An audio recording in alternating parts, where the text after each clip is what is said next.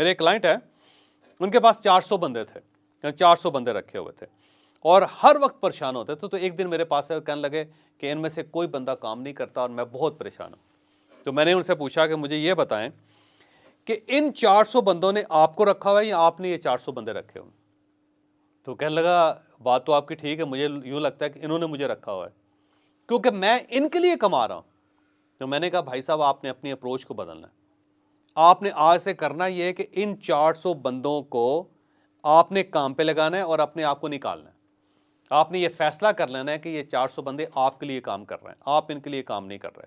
तो अपने आप को फौरी तौर पे अलग करो और अपने काम के लिए मैनेजर रखो और मैनेजर्स को जिम्मेदारी दो कि वो इन लोगों से काम ले। घर में बैठो मज़े से और सिर्फ परफॉर्मेंस देखो कि क्या तुम्हारी फैक्ट्री परफॉर्म कर रही है या नहीं कर रही, ब्रांड परफॉर्म कर रहा है या नहीं कर रहा। दफ्तर जाने की ज़रूरत नहीं। तो उसने कहा इस तरह तो ये सब कुछ खा जाएंगे। तो मैंने कहा भाई, आपके मरने के बाद भी तो किसी ने खा जाना है। जब मरने के बाद किसी ने खाना है तो ज़िंदगी में तजर्बा क्यों नहीं कर लेते? कम से कम अपने काम को संभाल तो लोगे।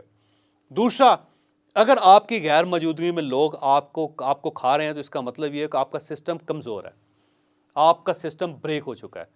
अगर आप अपना सिस्टम अच्छा बना लेंगे तो कोई शख्स आपको किसी किस्म का नुकसान नहीं पहुंचा सकेगा। तो अपने आप को रिप्लेस करें सिस्टम के साथ। याद रखें कि सिस्टम आपसे ज़्यादा विजिलेंट होगा। मसलन हमारी जो आंखें हैं ये तो बंद भी होते हैं, ये ऐसे बंद करके भी बैठते हैं ऐसा ही। लेकिन अगर आपने कैमरा लगाया हो तो कैमरे की आंख तो बंद नहीं होती, वो तो हर वक्त देखता रहेगा। तो जब आपने आंख को कैमरे के सिस्टम में कन्वर्ट कर दिया तो वो ज़्यादा विजिलेंट रहेगा। और आपने अगर 360 कैमरा लगा दिया तो वो किसी अभी ऑब्जेक्ट को देख के गुर्र करके उसके पीछे पीछे जाके हर मोमेंट उसकी कैप्चर कर ले। सेम इसी तरह अगर आप हिसाब कर रहे हैं कि जो चीज़ आ रही है, जो चीज़ जा रही है, उसका हिसाब आप खुद कर रहे हैं तो आप अकेले आदमी। अगर आप एक सॉफ्टवेयर ले लेंगे तो एक एक एंट्री को एंटर करेगा और आपको मैयर करके बताएगा, वो 24 घंटे आपके लिए काम करेगा। सेम इसी तरह अगर आप काम करेंगे तो आप 8 घंटे बाद थक जाएं, लेकिन अगर आप 3 लोगों को रख लेते हैं और 3 लोगों ने 8-8 घंटे काम करना हो तो 24 घंटे काम हो सकता है। तो मैंने कहा भाई साहब, अपने आप को निकालें और सिस्टम को रिप्लेस करें अपनी जगह पे, आपका मसला हल हो जाएगा। आप यकीन करेंगे कि उन्होंने किया और अब वो मुझे ठीक ठाक दुआएं दे रहे हैं। सेम इसी तरह मेरे एक और क्लाइंट थे, एक बार वो आए और उन दिल पकड़ा कहने लगे मेरा कोलेस्ट्रॉल बहुत ज़्यादा बढ़ गया और मुझे लगता है कि अगले 1 हफ्ते तक मुझे हार्ट अटैक हो जाएगा। तो मैंने पूछा मसला क्या है? तो उन्होंने कहा जी बेड़ा गर्क हो गया हुआ है, काम करता हूँ और उसमें नुकसान हो रहा है, काम होते नहीं हैं, काम अगर मैं पकड़ लेता हूँ तो मेरे वर्कर्स काम नहीं करते, मैं वक्त पे डिलीवरी नहीं दे पाता, उससे बेइज्जती बड़ी होती है। तो मैंने उससे पूछा कि अगर आप ये काम बंद कर दो तो क्या फ़र्क पड़ेगा? कहने लगा मैंने 50 साल लगाया इस काम के लिए। और मैंने कहा भाई अगर आज फोत हो जाओ तो ये जो 50 साल की मेहनत है कहाँ रखोगे इसको? ये भी साथ ही गारत हो जाएगी, साथ ही ख़त्म हो जाएगी। तो मैंने कहा कि आप इसको बंद करो, बंद करके आप ये देखो कि आपके पास प्रॉपर्टी कितनी है। तो उसने कहा प्रॉपर्टी का क्या करें? मैंने कहा चेक तो करो कितनी प्रॉपर्टी है। तो उसने कहा मेरे पास 3 अरब रुपए की प्रॉपर्टी है। तो मैंने कहा भाई इतनी बड़ी प्रॉपर्टी, 3 अरब रुपए की प्रॉपर्टी रख के आप परेशान कर रहे हैं, तो आप ये एक्टिव काम को या तो किसी और के हवाले कर दो या फिर आप इसे बंद कर दो और उसके बाद जो 3 अरब की जो प्रॉपर्टी है उसको कमर्शियल प्रॉपर्टी में कन्वर्ट करो। उस प्रॉपर्टी को आपको पैसे देने चाहिए। अब अगर वो प्रॉपर्टी आपको पैसे देना शुरू कर देती है तो आप करोड़ों रुपए कमाओगे महीने का, और वो करोड़ों रुपए जो महीने के हैं वो आपके फैमिली, आपके दोस्त अहबाब सबके अखराजात उठा लेगा। तो आप उस पर क्यों नहीं जाते?